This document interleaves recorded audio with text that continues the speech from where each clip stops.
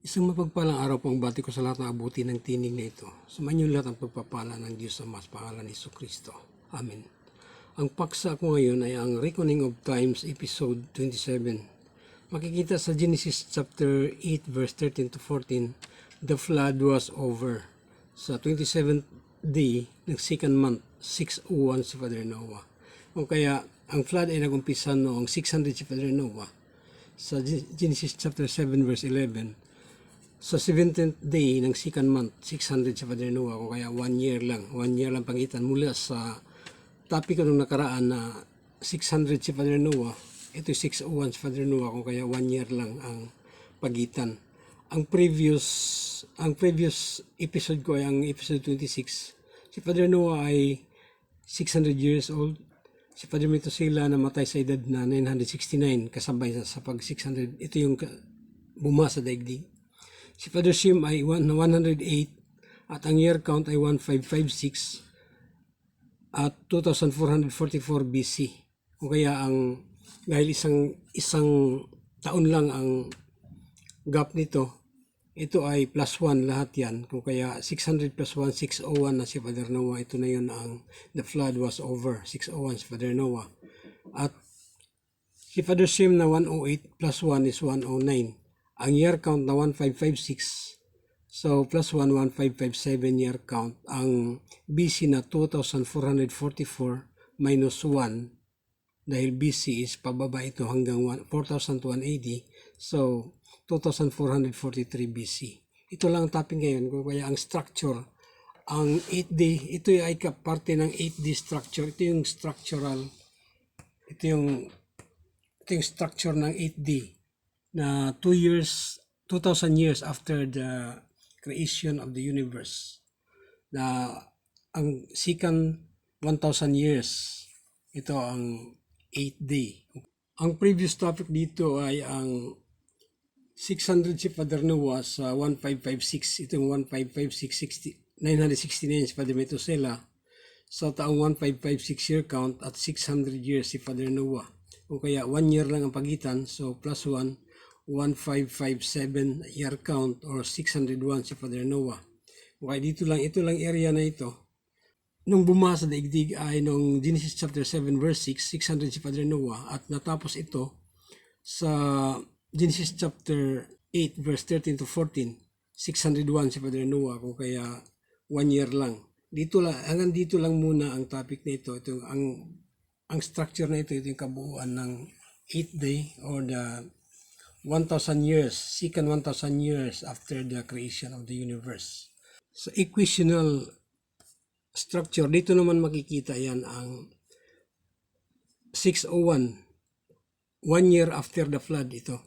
601 si Father Noah. Si Father Shem ay 109 dahil ang previous topic ay 108 siya noon. Plus 1, 109. Yung iba hindi ko na sinasama dahil sumusunod lang kanilang mga edad sa edad ni Father Shem. Dahil si Father Shem ang dumugtong dito sa lahat after Father Noah. Ito yung generation sequence mula father to son. Kung kaya sa 601 si Father Noah, wala na rin si Father Lamech. Patay na ang lahat ng ancestors ni Father Noah. Siya lang natira sa 10 generations, first 10 generations. Siya na lang ang natira dito. O kaya, ang lahat na naman dito ay ang kanyang mga descendants pababa na naman. O kaya ito sa taong sa 601, idiretso ko na ito sa 601 sa taong 1557. Ito na ang taon niya 1557. Ang previous ay 1556. O kaya ito yun. Sinabi ko noon na lahat ng ito ay meron itong mga taon. Meron lahat yan. Kaso hindi ko na lang nilagyan dahil wala rin naman sila. Pero kung gusto nyong alamin, ito lang ang formula niyan. Magmula rito sa si Father Shem ay 108. 108 si Father Shem plus 42 si Father Japhet ng ipinanganak si Father Shem is 150 si Japhet. So 150 plus 450 si Father Noah nang isinilang si Japhet. So 600 plus 182 si Father Lamech nang ipinanganak si Father Noah. So 782 dapat dito. 782 kung wala na rin siya. Wala na si Father Lamech. 782 plus 187 si Father Methuselah nang ipinanganak si Father Lamech.